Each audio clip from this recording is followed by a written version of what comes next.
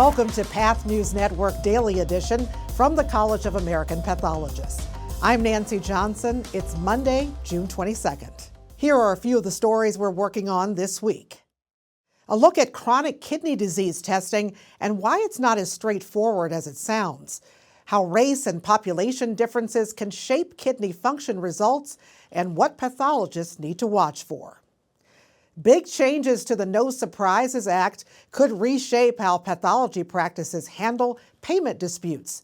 We break down what CMS just changed and why it may reduce the hassle of getting unpaid claims resolved. And a pathologist is taking her experience from the lab to the campaign trail. We interviewed Dr. Terry Green, who's running for a seat in Congress to represent her home district in Arkansas. But first, in today's story, a growing physician shortage in the United States is putting increasing pressure on hospitals and patients, and pathology is no exception.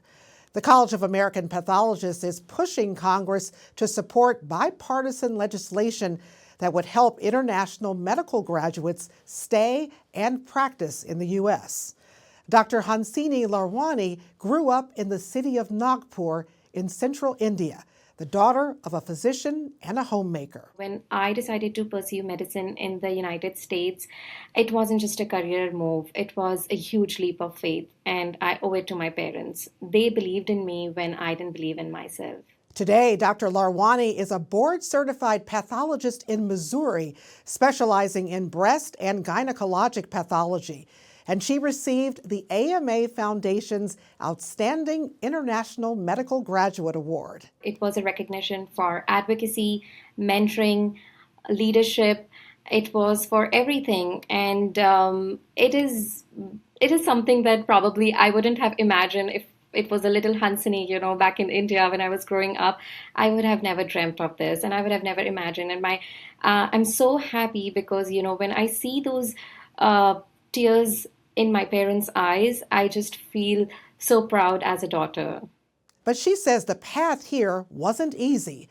Like many international medical graduates, Dr. Larwani navigated visa renewals, long separations from family, and uncertainty about whether she could continue training in the United States. There are various challenges, but one of the rate limiting step is the visa that, you have to navigate the visa challenge. And then there is a lot of emotional burden also because you are away from your family, you have homesickness, and I was also missing my mom's home-cooked food. International medical graduates play a major role in the U.S. physician pipeline. They make up roughly 22.5% of active residents and fellows in accredited specialty training programs, and nearly 35% of the active pathology workforce in the United States. Every time we go to our home country, we have to go for renewal. And then we have limited time off during residency. So in that duration, we also have to renew our visa. We are traveling a long distance to see our family. So I think it is a lot of extra work, especially when your contract or the duration of residency is for 4 years. Dr. Joe Saad chairs the CAP's Council on Government and Professional Affairs and is sounding the alarm about a physician shortage. Medicine in general is facing a crisis in the workforce.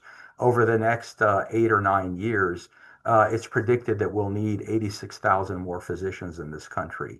Pathology is not immune to those workforce issues. The CAP is urging Congress to pass 3 bills to strengthen the physician workforce and ensure patients have access to care. One of the programs the CAP wants expanded is the Conrad 30 that could help keep more internationally trained physicians practicing in the U.S., particularly in rural and underserved communities. This would allow our international medical graduates that want to stay in this country to get a waiver from the 2-year home requirement and stay here and practice. The pathway to that is usually through an intermediate visa called the H-1B visa. Now, you may have heard in the news last summer that the administration imposed a $100,000 application fee on the H-1B visa. This is very detrimental to our workforce. For Dr. Larwani, the work the CAP is doing goes far beyond policy. I know colleges aggressively lobbying for international medical graduates, and I'm really grateful for the college.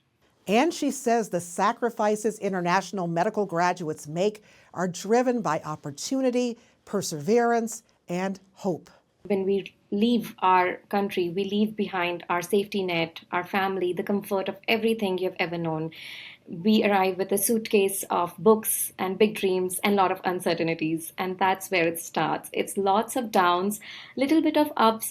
But I have to tell you, all those closed doors, failures, rejections, they are the best experiences of life, and they are the best teachers.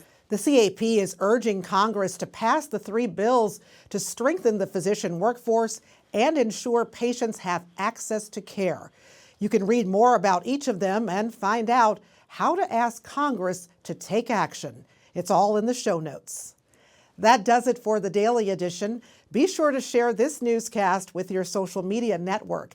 And if you're watching this video on YouTube, be sure to hit the like button and leave a comment.